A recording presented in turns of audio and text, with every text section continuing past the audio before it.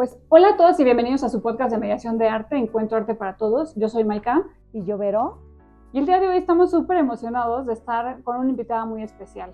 Entraremos al universo de Yvonne Domenech, a través del cual dialogaremos con Chantal, su hija, con quien nos adentraremos en el estudio de quien guarda el eco de sus manos, de su visión escultórica del mundo, de su forma de concebir la belleza como silencio, ritmo y transformación. Este episodio no es solo una conversación sobre arte, es una visita a un santuario creativo. Es una exploración sobre cómo se hereda el amor por el conocimiento. Yvonne Domenech fue una escultora mexicana que concibió la forma como un latido del espacio, una danza entre el vacío y la materia. Con una formación en México, Canadá y Estados Unidos, desarrolla una obra profundamente influenciada por las matemáticas, la naturaleza, el cuerpo humano y las culturas del mundo. A lo largo de su vida, Domenech trabajó principalmente con madera, piedra, acero inoxidable y bronce y resina. Con estas, crea esculturas monumentales de sensaciones ligeras, siempre marcadas por una geometría orgánica que evoca lo sensual, lo cósmico y lo universal. Sus esferas flotan, giran o se abren como flores, invitando a la contemplación. Fue una artista comprometida con el espacio público, ya que sus esculturas habitan parques, plazas y museos en México. De la misma manera, están en Estados Unidos, en Canadá, en China, entre otros lugares. Creía que el arte debía ser parte de la vida cotidiana y que la belleza tenía una dimensión ética y comunitaria. Su obra no busca entonces imponerse, sino acompañar, vincular, sanar. Detrás de su aparente perfección formal, hay una exploradora del alma humana. Su obra trasciende la técnica y la escala para proponer una cosmovisión en el arte, en la que el arte, ciencia y espiritualidad convergen. Domenech esculpía no solo materia, sino relaciones entre lo visible y lo invisible, lo íntimo y lo universal, el cuerpo y el infinito. Su legado continúa vivo en este estudio, en su familia, en el espacio público y en cada mirada que se detiene ante una de sus esferas. Pero antes les recuerdo que pueden visitarnos en todas nuestras plataformas, así como nuestro canal de YouTube, en donde los invito a suscribirse en la campanita de Encuentro Arte para Todos. Entonces, hoy queremos ir más allá de la obra de Yvonne Domenech. Queremos caminar entre sus materiales, conocer el espacio donde aún flotan sus ideas, y para eso tendremos el honor de conversar con Chantal Domenech, su hija y guardiana de este universo creativo. A través de Chantal nos acercaremos a la obra de Yvonne y de su legado. Chantal, gracias por abrirnos las puertas a esta herencia de vínculo, de memoria y de continuidad. ¿Cómo estás, Chantal? Muy bien, muchas gracias. Pues muy contenta de poder participar con ustedes, de poder comunicar a su público, pues el legado, ¿no? El legado que dejó Yvonne Domenech y todo lo que hacemos aquí en el estudio ahora que no está ella. Entonces, pues bienvenidas. Muchas gracias, Chantal. Y bienvenidos a todos los que nos escuchan. Oye, ¿cómo es para ti caminar cada día por el estudio de tu madre? Ya con cierta distancia, ¿no? Pero, ¿cómo es ahora? ¿A qué te sabe? Sí, es una pregunta especial, no me la habían hecho. Y sí, fíjate que en un principio cuando yo trabajé con mi mamá como 6 años con ella de jefa. Entonces para mí este era mi lugar de trabajo, el lugar de mi mamá, y lo sigue siendo, pero cuando ella murió, me costó mucho trabajo hacerlo. No es que lo haya hecho mío, mi oficina la tuve que hacer mía. Me costó mucho trabajo, como que había muchas pinturas de ella, fotos, y sentía yo que me estaba viendo, que me estaba vigilando, ¿no? Y me tardé como 1 año en decir, ok, esta es mi oficina y la voy a hacer mía. Entonces, para mí, ¿qué es estar en el estudio Yvonne Domenech? Pues es entrar en el espacio de mi mamá, pero también ya es parte de mi vida. Y es un lugar especial en donde, así como la recibo a ustedes, recibo a muchísima gente y es un lugar que quiero enseñar. El universo de Ivonne es un recorrido, ¿no? O sea, es un recorrido material, es un recorrido espiritual. Es justo cuando entré al estudio, y te lo comentaba, se siente como una energía como que está aquí presente, ¿no? Es algo muy bonito, la verdad, porque es el contacto íntimo después de verla, ¿no? Afuera en sus obras gigantes, monumentales, o no, porque también en el Museo de Arte Moderno ahorita está expuesta en una exposición y ojalá que la puedan ir a ver, pero bueno, estar aquí es pues un contacto súper cercano a ella y eso es muy interesante, ¿no? O sea, ¿qué relación crees que tenía Ivonne con este universo y con lo espiritual? O sea, ¿qué nos podrías platicar o de qué experiencias te enriquecen tocar estos dos puntos, de lo universal y lo espiritual? Pensando en mi mamá sí era una persona muy espiritual.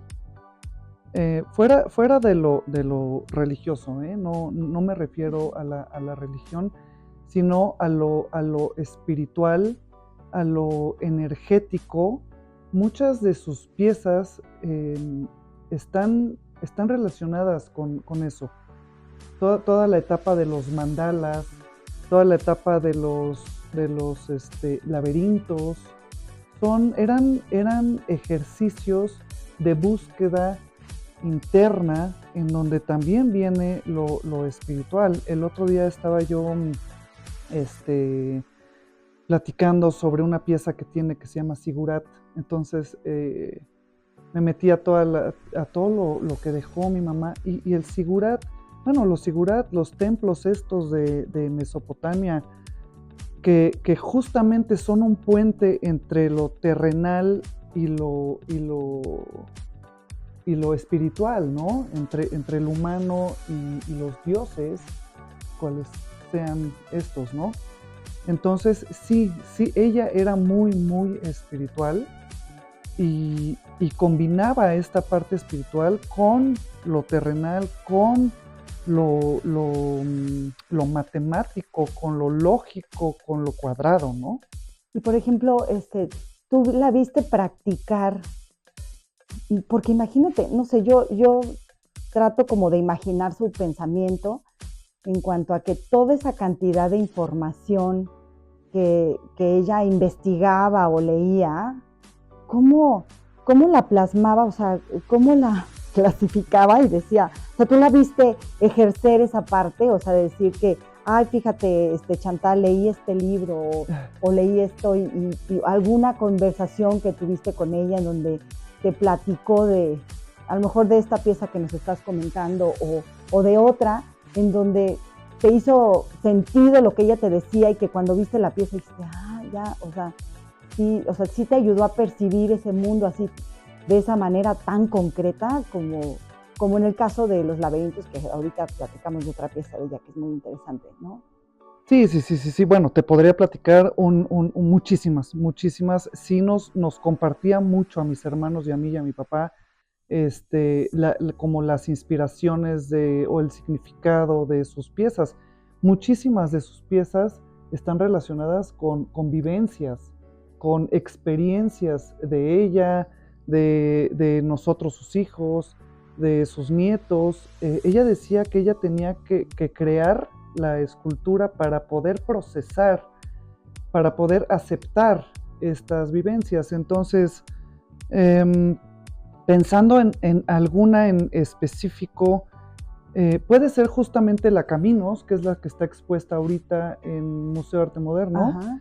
Esa pieza la hizo en momentos difíciles, donde le dieron malas noticias de salud, y dijo, es que tengo que hacer una pieza que me cueste el mismo trabajo que me está costando el vivir y el aceptar esta situación de salud por la que estoy pasando. Okay. Entonces, es una pieza que si ustedes la ven, son aros hechos por 4 módulos exactamente igualitos unos a otros. Entonces son aros, pues sí, cuadrados, ligeramente esféricos, y son 6 aros que se entrelazan entre ellos, y son ondas que suben y bajan, y la interpretación son los caminos por los que pasamos todos a lo largo de nuestras vidas, que algunos son luminosos, otros son oscuros, tristes, felices. Pasamos por todo, ¿no? Pero una vez que estos se entrelazan, forman algo que es muy bello y que es perfecto, como la esfera y como es la vida. Puede ser tu vida, puede ser mi vida, puede ser tu vida, pero a final de cuentas, la vida que nos tocó, con todos estos caminos que suben y bajan, es perfecta. Esa es una que te puedo platicar. Claro, o sea, para ella la sombra y la luz jugaban un parte esencial, ¿no? Ella lo decía, o en alguna entrevista lo vi, o no sé en dónde lo leí, en donde, pues sí, esas sombras y esas luces que producen las piezas, era como un reflejo material de la sombra y la luz por la que las personas pasamos, vivimos, Claro. Y que también eso, como tú dices, ¿verdad?, nos hace parte de la formación de esta pieza divina o bella que forma parte de este gran cosmos y que por más difíciles lugar. que hayan sido los momentos por los que pasamos, ¿no? Acaba siendo perfecto como es el cosmos, como bien lo dices. Y como ella a través de sus piezas quería que todos, que no se nos olvidara a todos, que por más pequeños que nos podamos sentir o que por más insignificantes que nos podamos sentir, todos somos parte del cosmos y todos somos igual de importantes en este cosmos perfecto. ¿Qué parte de su forma de mirar o de hacer vive en ti? Híjole, qué buena pregunta. Qué bonita. Sí, qué bonita pregunta. La forma de mirar es una forma de mirar con una intensidad total. Nosotros fuimos una familia que acampamos muchísimo, crecimos muchísimo en la naturaleza. Todas las vacaciones de mi infancia y de mi adolescencia fueron campamentos. Entonces, mi papá nos enseñó a poner la tienda de campaña y a llevar la ropa correcta para acampar, pero mi mamá nos enseñó a admirar esta naturaleza, a admirar la perfección de la naturaleza, porque se la pasaba dibujando en los campamentos. Y entonces, sí, fíjate que sí aprendes a mirar de otra manera, a ver cosas que a lo mejor no ves, como las flores en la banqueta, ¿no? Si vas caminando en, yo no sé, en el camellón de algún camellón de alguna avenida aquí en la Ciudad de México. Pues a lo mejor vas hablando por teléfono, vas haciendo otras cosas y ni siquiera te das cuenta cuando podrías ver y que no se te olvide de qué estamos rodeados. Para mí, esa parte de mi mamá, la traigo dentro, no se me olvida y siempre estoy viendo cada detallito, o estoy tratando de, por más estrés en el que estoy, que si tengo que ir corriendo a apagar la luz, el agua, lo que sea, siempre aquí las flores, las plantas, el sol, el cielo, la luna. Soy muy admiradora y muy observadora de la naturaleza. Entonces, todo este rollo del campamento, de ir a acampar, ¿era de tu mamá? La ida a acampar era por mi papá, y la gran admiración de la naturaleza, porque a mi mamá también la llevó, mi mamá no era de campamento. Entonces, a ella también le tocó. Pero me dijiste de observar y de hacer. De hacer, se me quedó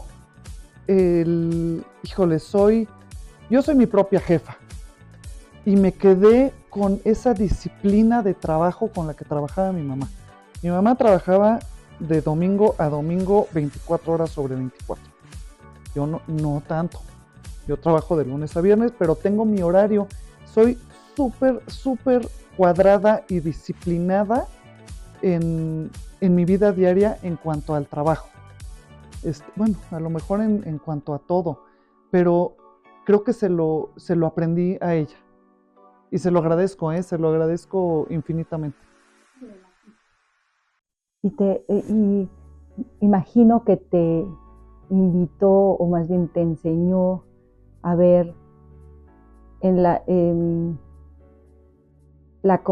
dentro de la complejidad de la vida, la simpleza, ¿no? Que es algo que yo particularmente veo en su obra y la admiro muchísimo, que es esta parte que cómo te permite observar la pieza y cómo te contacta con esta estética y esta belleza que hoy en día Sí. el mundo nos puede llevar a solo la observación de lo que es bello y ya. O sea, de, ay, mira qué linda, tráela aquí, ponla aquí porque se ve increíble, se ve bien linda. Y ahí nos podemos quedar. Totalmente. Pero cuando tú entras al mundo del artista, o bueno, en el caso de tu mamá, te das cuenta que ella lo hizo ver simple, pero cuando entras en su trabajo, te das cuenta pues del alma, ¿no? De lo que ella decía que era el alma, que es la estructura real de la pieza, que metafóricamente eso somos nosotros, ¿no? O sea, a veces pues damos por hecho vivir, damos por hecho caminar, damos por hecho estar aquí. En realidad somos una construcción de alguien supremo, súper, ¿no? Complejo, y están sucediendo 1000 cosas complejas atrás de nosotros, tanto a nivel material, físico, espiritual, todo lo que sucede atrás de nosotros como humanos, y que pues a veces nos quedamos en lo que vemos, ¿no? Sí. Digo, tocaste muchos puntos que creo que son importantes. Uno, hablando de la estética, ¿no? De la estética y de la belleza. Sí, para mi mamá era muy importante no solamente la belleza perfecta de sus piezas que te invitan a tocarlas, que te invitan a admirarlas hasta el sentimiento, ¿no? Porque hay piezas que que se te meten al alma, ¿no? Porque son tan bellas o son tan duras o quieren decir tantas fuerza. Cosas, mucha fuerza, desde la perfección de la matemática hasta eso. Pero bueno, la belleza, luego también la estructura.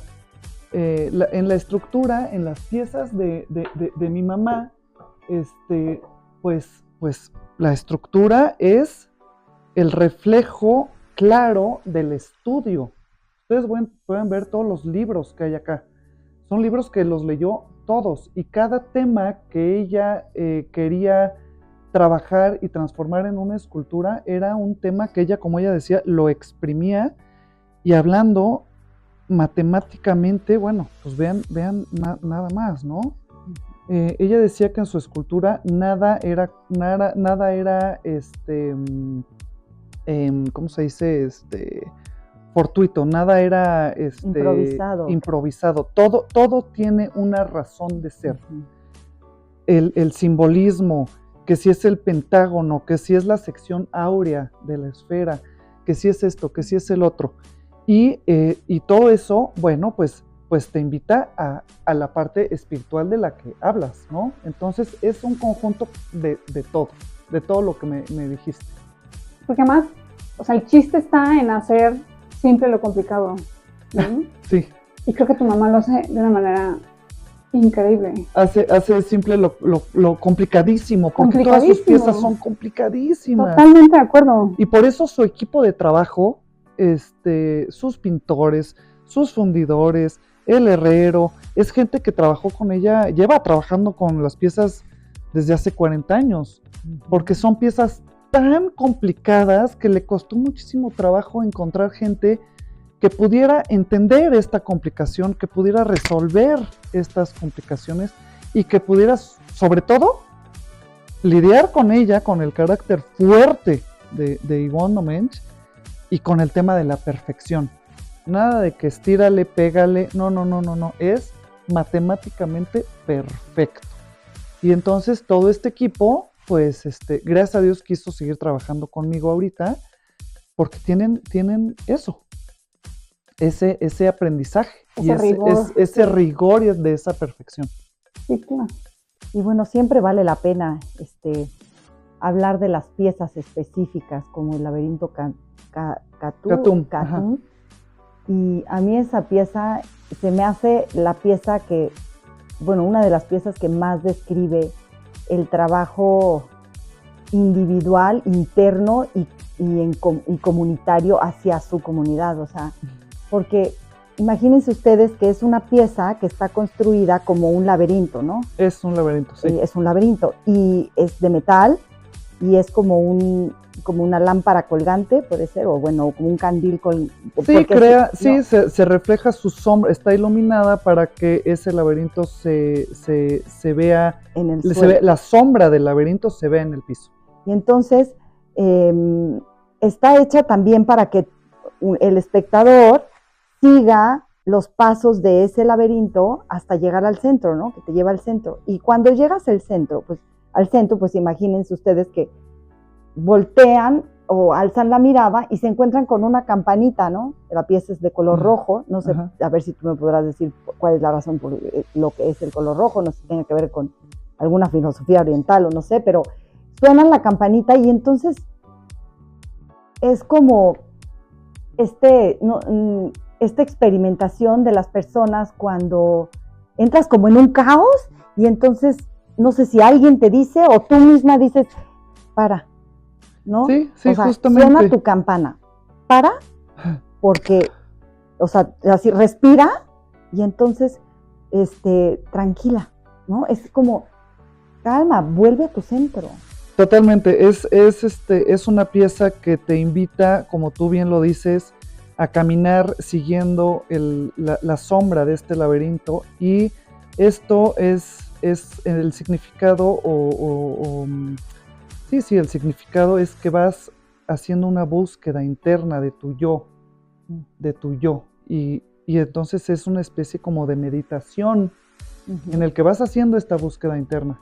Y cuando llegas al centro, el objetivo es encontrar tu yo. Y cuando encuentras ese yo, que a veces lo tenemos todos tan olvidado, es cuando tocas la campana.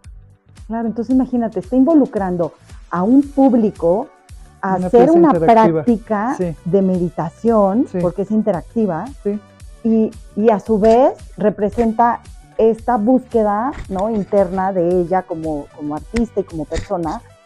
Y bueno, yo no sé si a nivel familiar tenía alguna práctica así con ustedes en donde, o ustedes la hayan tenido, ¿no?, en su día a día, ¿no?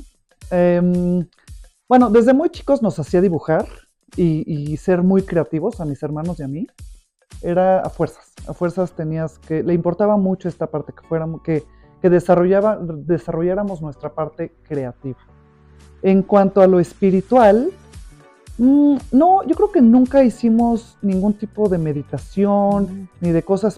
Siempre, ella antes de ser escultora fue psicóloga. Ella estudió desarrollo humano, y sí trabajó con muchos niños, jóvenes y adultos a través del arte con temas psicológicos, ¿no?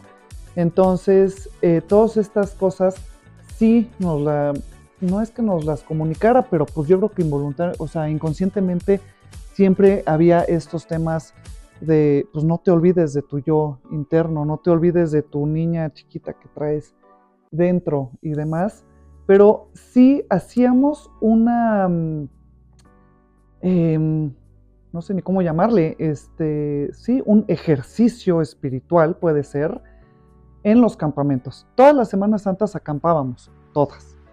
Y los Viernes Santo, que decían que a las 3 de la tarde que había muerto Jesús, y no sé qué, pero independientemente de la religión católica, que mi mamá sí era católica, y probablemente se agarraba de ese tema para hacer esta dinámica con todo el campamento.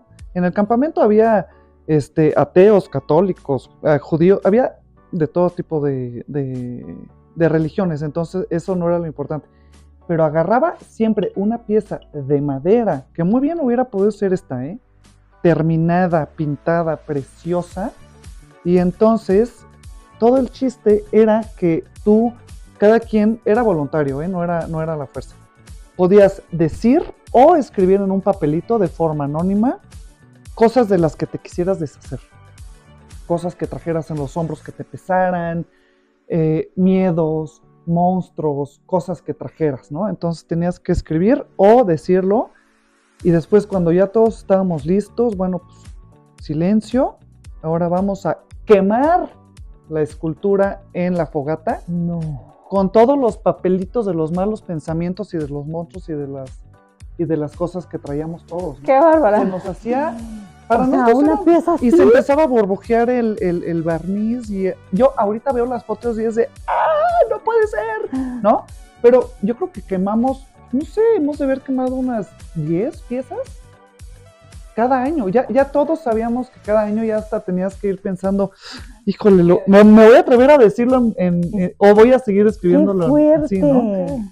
Y era una dinámica pues muy bonita, fuerte, porque se quemaban las esculturas. Un ritual. Era como un ritual, pero era padre porque sí teníamos siempre ese contacto con nosotros mismos. Pero chécate, o sea, el mensaje de, o sea, ¿qué representaba esa pieza? El trabajo de la pieza, ¿no? Ustedes sabían perfectamente que todo el trabajal que era la pieza, ¿no? Fíjate que eso se parece mucho al sumié en las prácticas orientales, Ajá. donde los monjes hacen ciertas, como 7 figuras de un solo trazo y con mucho ritual, y cuando lo terminan, lo rompen. El día que yo practiqué algún día sumié, me traumé, Claro, o los mandalas de arena. No, o sea, tú lo haces y, o sea, sí. Y ahora, pero dices, pues un trazo, imagínate. Digo, era los principios de su carrera, te estoy hablando de los 80s, 90s. Además de que yo creo que ella su intención nunca fue ser una escultora famosa. Ella, el esculpir era, como les decía, era una necesidad de transformar y de aceptar y de entender sus vivencias, y de comunicar a la gente muchas cosas, pero su intención nunca fue el ser famosa. Entonces, pues por eso ella pues quemaba sus esculturas, muchísimas las regalaba. Oye, pues ¿te gustó? ¿No? Era muy, muy desapegada de sus piezas en un principio. Ya después ya no. Les agarraba mucho cariño, hasta le decía mi niña, si se iba a casa de un cliente o algo, le decía, pórtate bien, mi niña. No. Tengo un hermano que pues muchas veces estaba celoso de las esculturas, porque mi mamá le dedicaba muchísimo tiempo a las esculturas, ¿no? Entonces les decía a las hermanastras, y de hecho siguen siendo nuestras hermanastras, ¿no? Entonces sí, eran parte, se volvieron como parte muy importante, pero en un principio, pues te digo, las quemaba. Siento que uno de las herramientas más interesantes de tu mamá eran ese tema de la creación de símbolos, ¿no? O sea, ella aprovecha el símbolo para contener todo su proceso creativo. Sí, ella empezó con los simbolismos fuerte, con la influencia del arquitecto Agustín Hernández, que usaba mucho los simbolismos en su arquitectura, ¿no? El círculo como lo femenino, el cuadrado como lo masculino, muchas cosas. Aquí en el librero hay muchísimos diccionarios de simbolismos, porque los usaba todo el tiempo, pero tanto como para sus esculturas, como para la decoración de su casa, como para hacer la ventana, como para muchísimas cosas. Pero fue Agustín el que la metió duro en esto, y nunca lo soltó, Así. Pero antes de eso, ella ya usaba el simbolismo, y cuando llegó él, como que le dio más sentido. No, la esfera empezó desde chiquitita. La esfera empezó con las mónadas de Leibniz que le platicaba a su papá, y ella se las imaginaba redondas, ¿no? Esféricas, voladoras y de colores, Ajá. Entonces, la esfera no, para ella no era en un principio no era un símbolo, ni era un sólido geométrico perfecto, eran las mónadas de Leibniz que le platicaba a su papá. Claro. Ya de grande, ya siendo escultora, fue cuando se metió a estudiar la geometría sagrada, fue cuando se metió a estudiar la simbología, fue cuando se metió a, como les digo, a exprimir el tema solamente de la esfera. Y en un principio, como pueden ver en esta pieza, son piezas sólidas, ¿no? Eran piezas sólidas. Y fue hasta después, cuando ya la estudió como este sólido geométrico, que se atrevió a abrirla, a desdoblarla, a transformarla. Hay muchas piezas que tú las ves, que es como el lirio, al rato lo van a ver, el lirio que ganó el premio de China en las Olimpiadas. Ese lirio es una esfera desdoblada, pero en un principio pues era la esfera sólida, ¿no? Y ya después, bueno, pues las pueden ver, ¿no? Ya dejaba pasar la luz, dejaba pasar, ya se atrevía a... Sí, la va deconstruyendo. Ajá. Fue lo que llamó ella experimentar con la piel, ¿no? O sea, para lo de la no piel, quitar, sino después poner la piel. poner la piel. Lo de la piel, eso surgió con su primera pieza monumental, que es la Dimensión 5, que está en el Instituto Nacional de Investigaciones Nucleares. Esa pieza se la pidieron para la conmemoración de los 50 años del instituto. Ella nunca había hecho nunca había hecho una pieza que no fuera de madera. Ella en un principio se describía como talladora, ella quitaba material, ¿no? Porque fue el primer material con el que trabajó y fue el primer material que conoció. Su primera pieza fue la nana, que la ven ahí arriba, pero cuando le piden esta pieza de 3 metros, dice, híjole, es que estoy aterrada porque ahora en vez de quitar material, voy a tener que ponerle la piel al espacio, Claro. ¿no? Y bueno, y la hizo, y es una pieza pues importantísima, es una pieza que ahí sigue y que pues es como el símbolo del instituto. Sí, o sea, para los que están escuchando, es de verdad una experiencia, imagínense, de parte del artista, en llevar aquello, o sea, las medidas nano, sí, ¿no? De moléculas, del átomo, del carbono, e imagínense que ella las vio microscópicamente y que eso, ¿no? Lo hizo gigante y nos lo puso enfrente, sí. Y es como hacer... Sí, justamente, ¿no? Querían que pudiera interpretar lo científico y lo matemático en arte, ¿no? Y lo hizo de una manera perfecta. Es una pieza matemáticamente, creo que imposible, complicadísima. Lo pueden ver en el libro Yo-Do-Mensch, que sacamos el año pasado. El doctor Yacamán, quien era el director del instituto cuando se hizo esa pieza, escribe un capítulo especial sobre esa pieza. Y bueno, para los que les interese las matemáticas, está súper interesante la explicación científica de esta obra de arte. Claro, sí, es el cálculo perfecto. O sea, digamos que pues su equipo de trabajo eran los matemáticos de... Sí, tenía un equipo de matemáticos, trabajaba con matemáticos, con arquitectos, con diseñadores, necesitas un equipo muy grande, sobre todo para hacer las piezas monumentales. Y mucha tecnología, supongo, ¿no?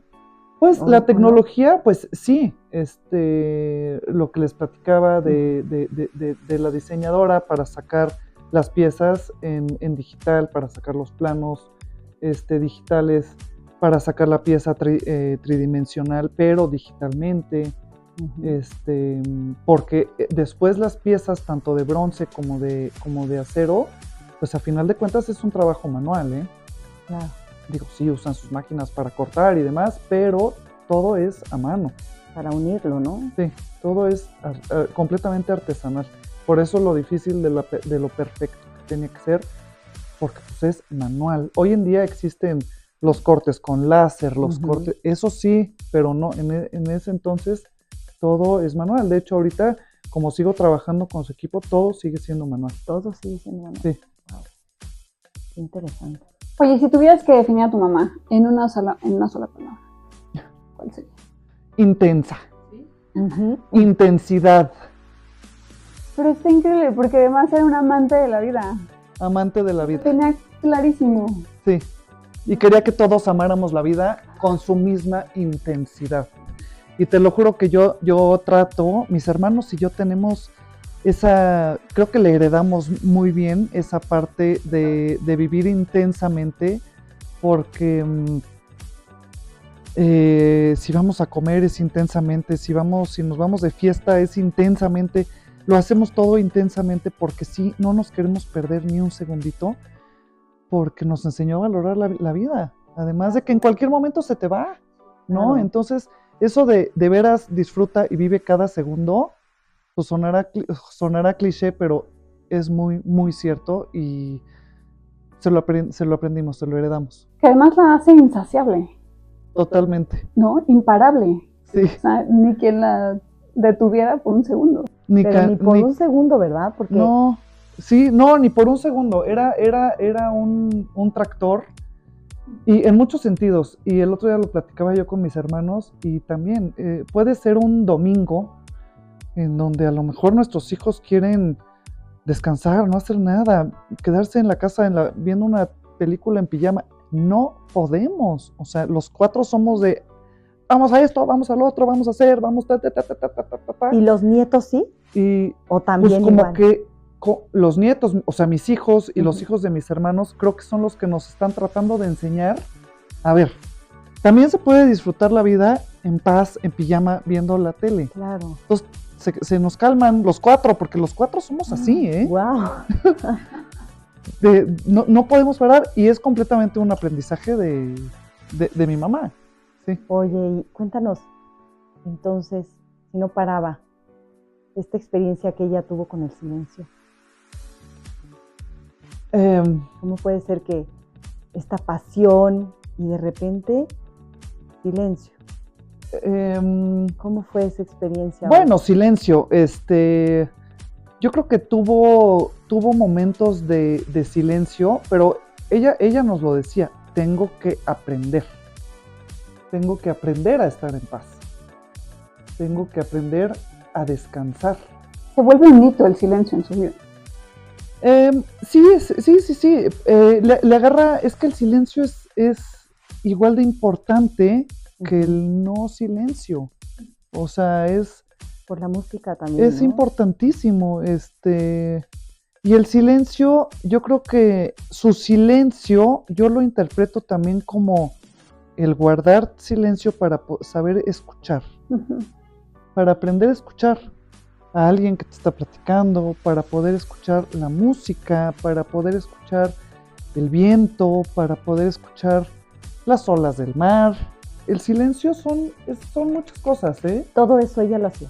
Sí, Iba al mar y se sentaba en silencio. Sí, y entonces se sentaba a escuchaba dibujar. Y se sentaba a dibujar con ese silencio. O sea, había veces que no ponían ni música. No, ni música. Pues en estos rituales que hacíamos en los campamentos era un silencio total. Y yo te puedo decir, yo tengo grabado en mi mente el sonido del viento, cómo se oía el viento a través de los árboles. ¿Sí?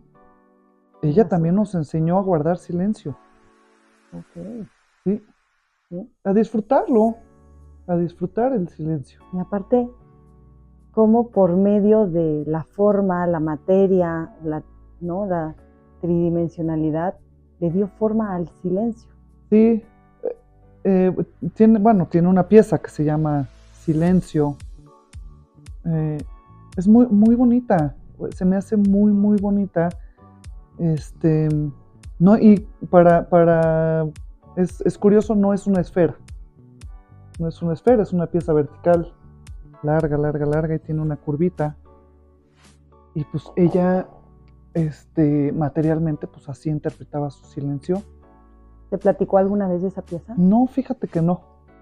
Creo que su manera de ver el mundo, híjole, la llevó a una profundidad inmensa, ¿no? O sea, porque su recorrido, ¿no? O por lo menos así lo sentí en el libro, tú lo platicas de una manera muy profunda, muy íntima, muy, con un silencio, ¿no? O sea, haciendo reflexiones profundas del silencio, de lo que para ella representaba, pues hasta la muerte, ¿no? O sea, cómo poder hablar del silencio, relacionar el silencio con la muerte y de una manera así tan Sí, profunda bueno. y conmovedora, ¿no? Sí, claro. Bueno, y el tema de la muerte, ella también era un tema que habló mucho con su papá desde niña y siempre era el tema de aceptar la muerte, ¿no?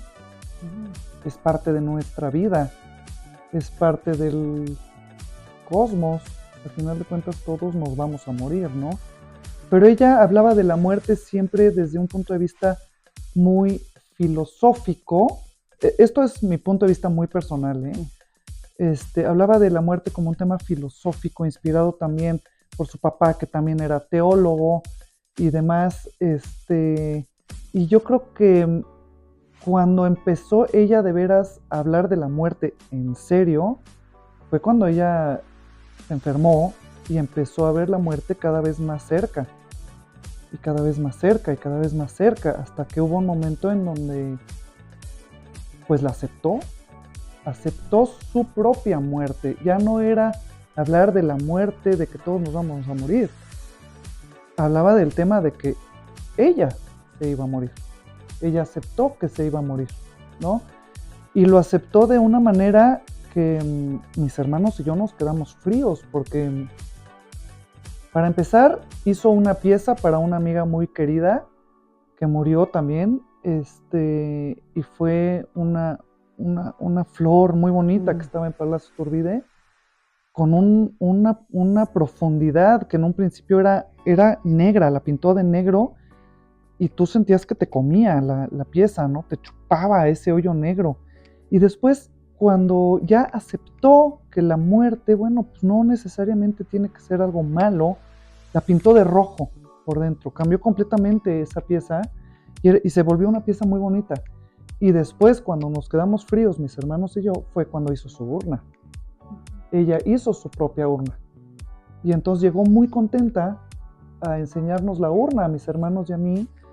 Y entonces, pues fue durísimo, porque una cosa es que ella hubiera aceptado su muerte y otra cosa es que nosotros lo aceptáramos, ¿no? Chin, pues mi mamá se va a morir. Wow. Y sí, se va a morir. Y pronto, ¿no? Y la verdad que qué bonita está la urna, pero ¿cómo separas el sentimiento de la tristeza profunda que sientes y de lo bella que está la urna? Es luego se las enseño, es de madera, blanqueada, y tiene sus 4 costillas o columnas, que somos mis hermanos y yo que la sostenemos, ¿no? Entonces también el significado de la pieza es muy, muy, muy profundo.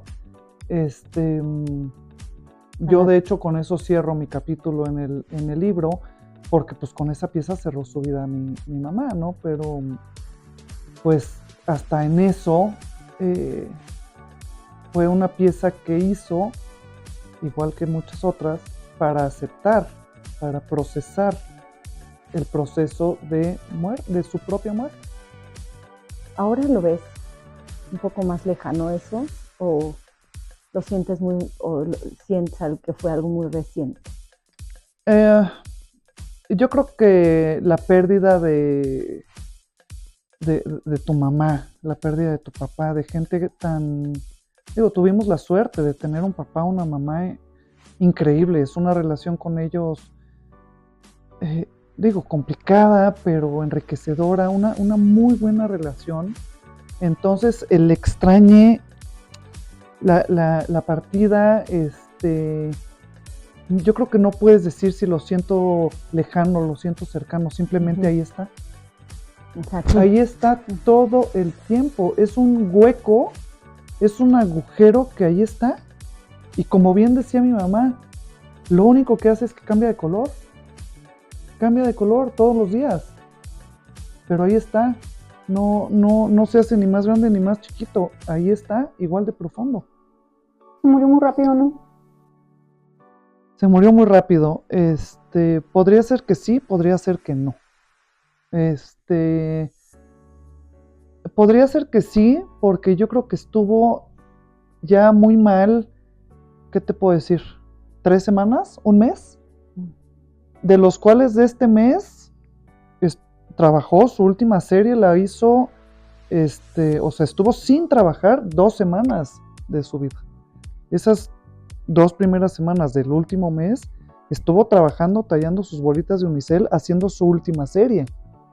Y me decía, ya está, fóndela, ya está, fóndela, ya está, fóndela. Y hizo como 10 piezas, ¿eh? Wow. Y si, entonces, puede ser poco, pues un mes no es mucho, es muy poco, pero para nosotros fue una eternidad. Una eternidad, pierdes la noción del tiempo. Completamente yo perdí la noción del tiempo. Te das cuenta del aguante del cuerpo humano, pero también la mente. Mi mamá, como bien dices, que era tan amante de la vida, pues hasta en esos momentos difíciles, te digo, seguía trabajando.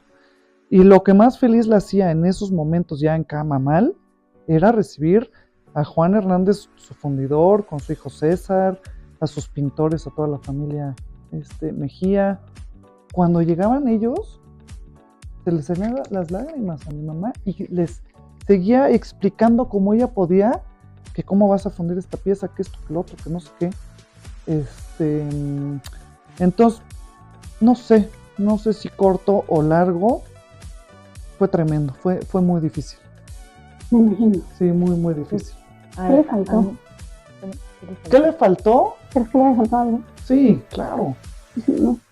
Le faltó, tenía muchísimos proyectos en mente, quería trabajar con materiales nuevos, quería trabajar con plástico, tenía muchos planes en mente. No le alcanzó la vida. No le alcanzó la vida y en realidad, pues ella empezó a ser escultora casi a los 30 años y murió a los 73. Fue una carrera muy prolífica pero muy corta. O sea, estamos haciendo el catálogo razonado y la cantidad de piezas que hizo en esos 40 y tantos años es impresionante. Ya vamos en más de 2,000 piezas, ¿no? Muchísimos proyectos, porque ella tenía un orden increíble en sus archivos. En su mente. No, pero físicamente guardaba todos sus dibujos, todos sus apuntes, todo. Entonces, haciendo todo este catálogo y todo, hemos encontrado muchísimos proyectos que quedaron pendientes, ¿no? Y quedaron pendientes y así se quedarán. Porque pues yo no los voy a hacer. No tengo ni el poder ni físico, ni mental, ni legal para hacerlo, ¿no? Pero sí tengo muchos proyectos de hacer más libros para poder enseñar a la gente pues estos dibujos, estos apuntes, todas estas cosas, porque yo creo que hubiera tenido proyectos para hacer esculturas durante 40 años más. Claro, me imagino como que ella encontró realmente su propósito de vida. No, o sea, totalmente. Totalmente. ¿no? Su lenguaje y su propósito de vida. Sí, era un medio de comunicación. O sea, ese potencial que tenemos los seres humanos de que no lo buscamos, ¿no? Ella, no sé, me hace sentir que se dejó ir, no sé, ¿Sabes los qué? papás que tenía. ¿Sabes qué? No, yo no creo que se haya dejado ir, se atrevió.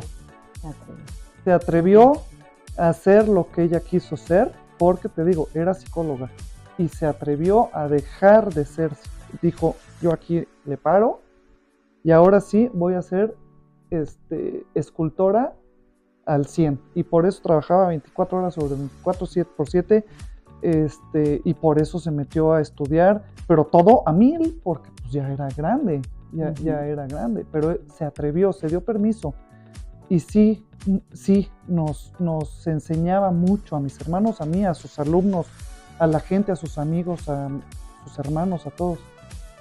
¿Quieres hacer algo? ¿Tienes un sueño? ¿quieres hacer esto en la vida? Persíguelo.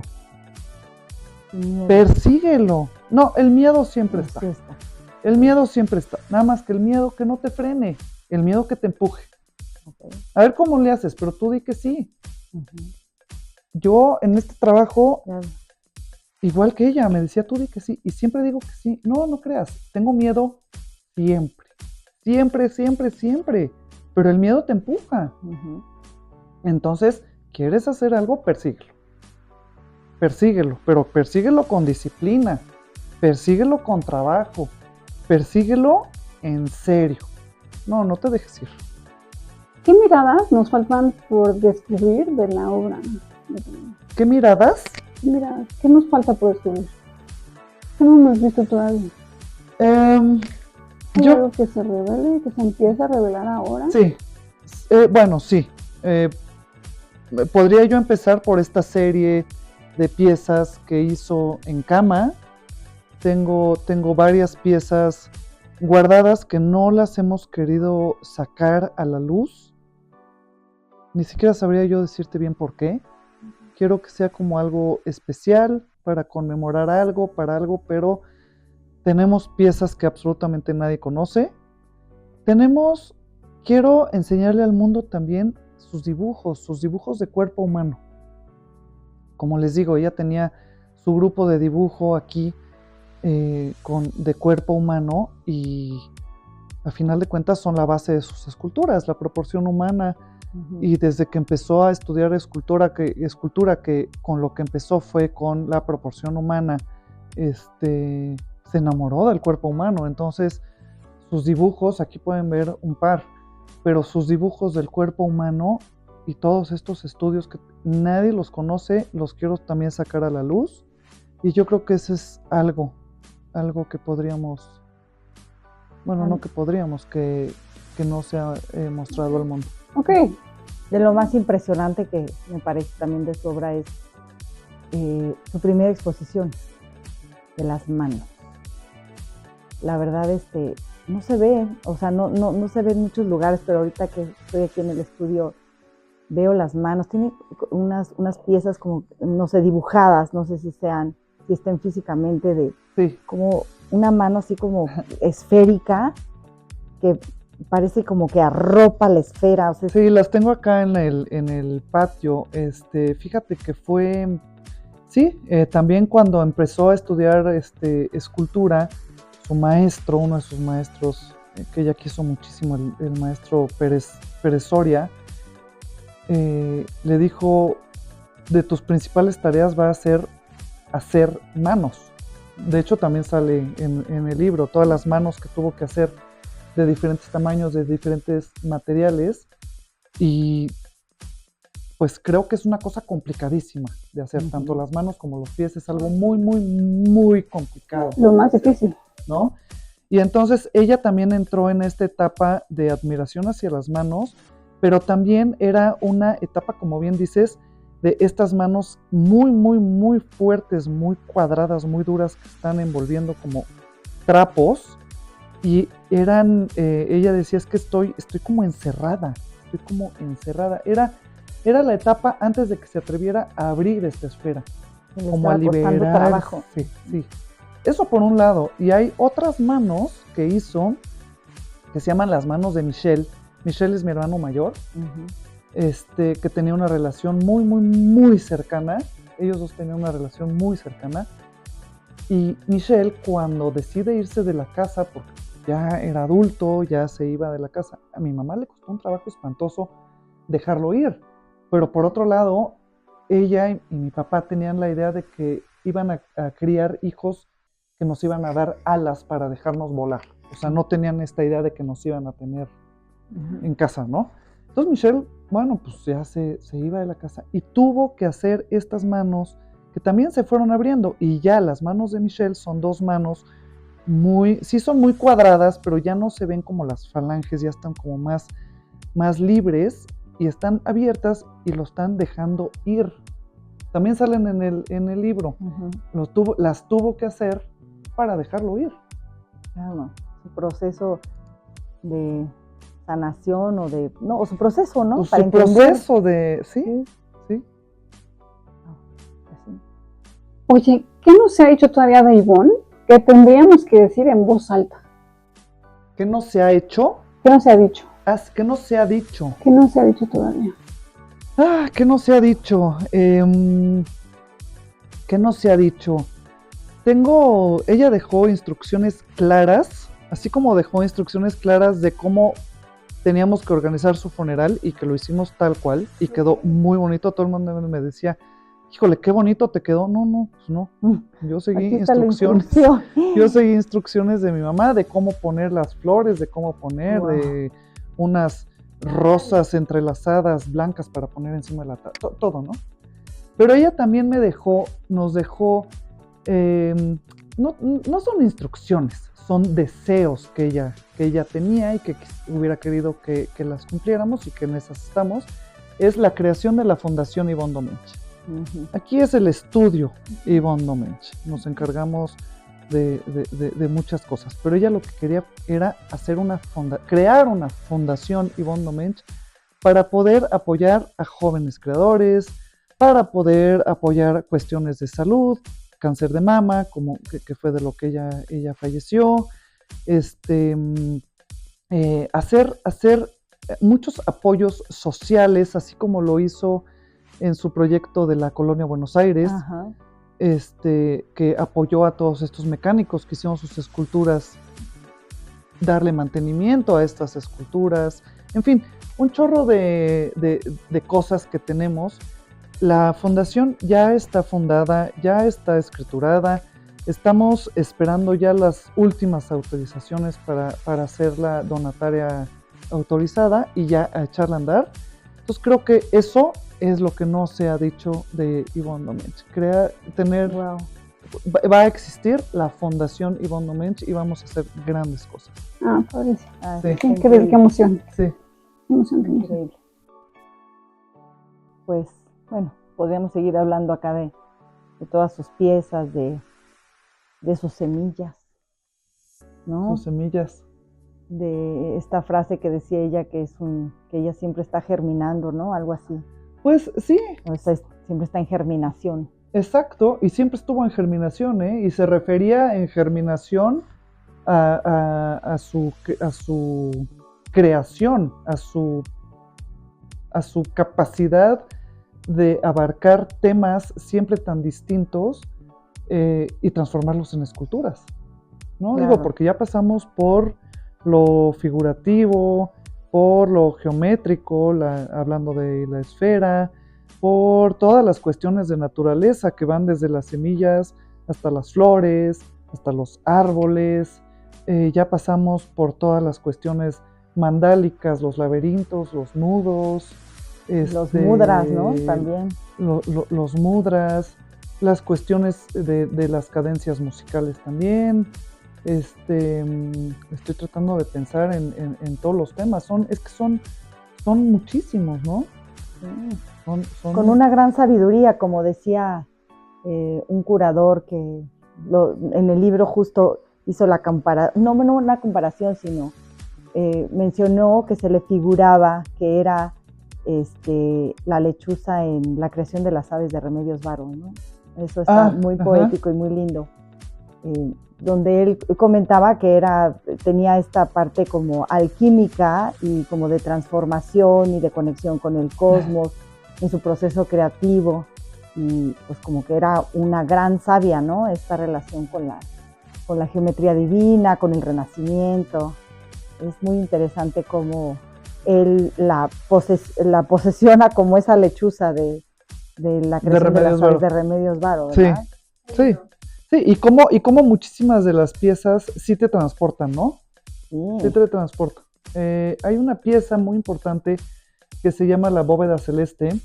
Uh-huh.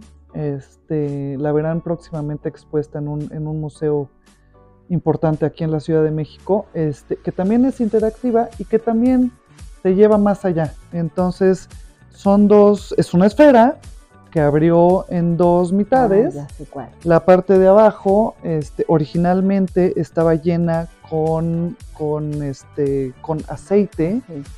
que era como petróleo, decía mi mamá que era aceite ceremonial, no lo sé si era ceremonial o no, pero era un aceite muy negro, muy, muy denso, y arriba, la cúpula de arriba está cubierta de hoja de oro, y entonces esta cúpula de oro está iluminada por abajo y entonces se ve reflejada en el aceite ceremonial, ¿no?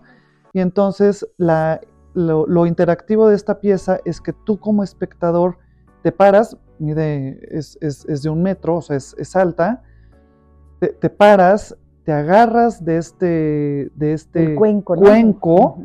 Al agarrarte se hacen onditas en el aceite y después tú te asomas y te ves reflejada en estas onditas negras, pero además te ves iluminada por este halo de oro, ¿no? Sí, que no es que sea oro, sino que es muy luminoso.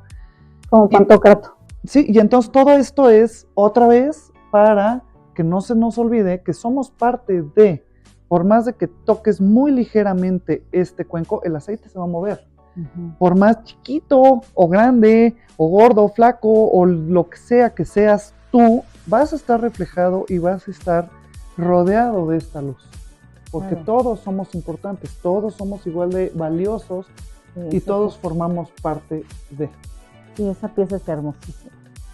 Sí, estuvo en Palacio de Iturbide, ¿no? Estuvo en Palacio de Iturbide, sí, también. Sí, fue una gran exposición. Sí, qué bonito relato. La verdad, esa pieza me recuerda hasta el arte bizantino, ¿no? Esta manera como se, ¿no? La conexión divina. Sí, de hecho también sale eso en el libro. Ah, sí. Ajá, esa relación. Ok, sí. Oye, y si Ivonne pudiera entrar por esa puerta, ¿qué sería lo primero que haría? Ay, venir a darme un abrazo, espero. Sí, definitivamente. Ay, qué lindo. Sí. Increíble. Muy bien. Y ya para cerrar, nos encantaría entonces escucharlos a ustedes que nos acompañan. Nos encantaría saber qué sintieron cuando vieron por primera vez una obra de Ivonne. ¿Qué ideas o símbolos creen que Ivonne quería dejarnos?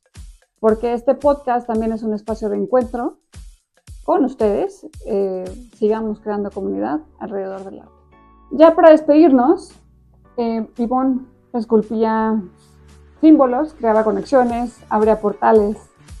Su obra nos recuerda que el arte puede ser extensión del cuerpo, pero también del alma. Y que a veces una curva, un vacío o una sombra bastan para decir lo que las palabras no alcanzan. Gracias, Chantal, por permitirnos, ¿no? por abrirnos las puertas de este espacio, por permitirnos tener esta conversación contigo e indirectamente con tu mamá. Y pues gracias, Vero, por otro maravilloso encuentro. Gracias a ustedes. Porque después de ver arte, nada es igual. Pues muchísimas gracias. Quiero agradecer también a su audiencia, invitarlos a que nos sigan en nuestras redes sociales. Estamos en Instagram, estamos en Facebook, como Ivonne Domench. Y siempre tengo las puertas abiertas aquí. También si quieren venir, recibo grupos una vez al mes para dar una plática aquí y poder enseñar toda esta parte más íntima de Ivonne Domench en el estudio. Entonces también me pueden mandar un correo a contacto@domenge.com. Y por otro lado, también aprovechar el libro, ¿no? Tenemos el libro Yo Domench, tanto en inglés como en español. Lo tenemos en venta ahorita en Amazon México, en la tienda del Museo de Arte Moderno y en la tienda del Museo Tamayo. Y espero tenerlo próximamente en varios lugares más.